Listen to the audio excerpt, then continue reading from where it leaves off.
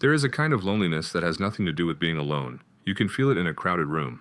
You can feel it in a marriage. You can feel it surrounded by people who know your name, who laugh at your jokes, who would show up if you called, and still something inside you aches in a way you cannot fully explain and have never fully admitted out loud. Not even to the people closest to you, maybe especially not to them. Most people do one of two things with that feeling. They run from it, filling the silence with noise, the evenings with scrolling, the calendar with activity, anything to avoid sitting alone with the ache long enough to hear what it is actually saying.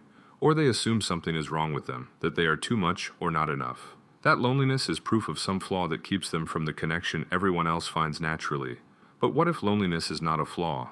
What if it is not a punishment? What if it is not evidence that something in your life has gone wrong, but a signal from God trying to reach you in the one place quiet enough for you to finally hear Him? Stay with me, because what I'm about to say is going to change how you experience every lonely moment for the rest of your life. Psalm 62:1 says, "Truly my soul finds rest in God alone," not in God in the right relationship, not in God when the loneliness is finally resolved, in God alone. And most believers read that verse and agree with it theologically while spending most of their emotional energy trying to find the human solution to a spiritual hunger that was never designed to be solved by another person. Because here's what nobody says plainly enough. The loneliness you feel is not primarily a relational problem, it is a depth problem. It is your soul telling you that it was made for someone that no human being, no matter how loving or present, can fully satisfy. Augustine said it centuries after Christ walked the earth, and it has never stopped being true. Our heart is restless until it rests in Thee. That restlessness is not a malfunction. It is the most honest thing about you. It is your soul doing exactly what it was designed to do, reaching for the only one who can actually fill it. And God uses that reaching. He uses the empty evenings. He uses the silent drives home. He uses the moment after the party ends and everyone has gone and the house is quiet and the ache arrives right on schedule. He uses all of it to say, I am here, I have always been here, and I have been waiting for the noise to stop long enough for you to hear me. This is not a new thing. Most of the deepest encounters with God in Scripture happened in loneliness. Moses was alone in a desert for 40 years before the burning bush appeared. 40 years, not 40 days, before God spoke. Elijah was completely broken, alone under a tree, begging God to let him die. And it was there that God spoke in the still small voice. David wrote his most honest prayers from caves, from wilderness, from the place where every human support had been stripped away. John received the entire book of Revelation in exile, alone, forgotten by the world, fully available to God. The pattern is not coincidence. God does some of His most significant work in people when everything else has gone quiet and they have nowhere left to look but up.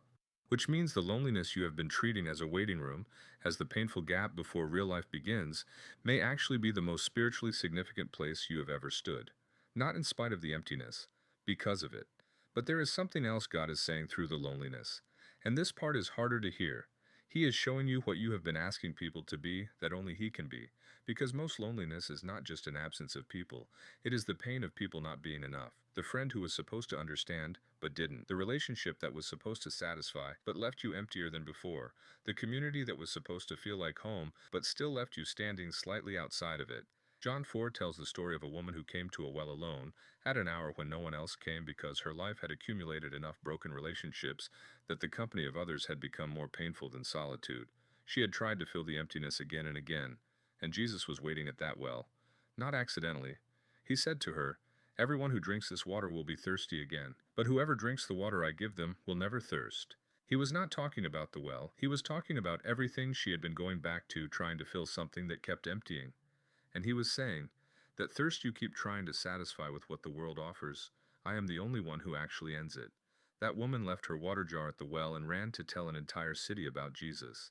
She came alone, ashamed, hiding, and she left as the first evangelist in John's Gospel. The loneliness that drove her there was the exact thing God used to position her for the most significant moment of her life. Your loneliness has been driving you somewhere too. The question is whether you will let it drive you to God, or only to the next thing that promises to fix it. Here is what actually changes when you bring your loneliness to God, instead of running from it. The ache does not immediately disappear.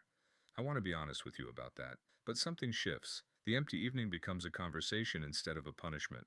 The quiet becomes something you can sit inside without panic. The hunger that used to feel like abandonment starts to feel like an invitation to the Father who created that hunger because He always intended to be its answer.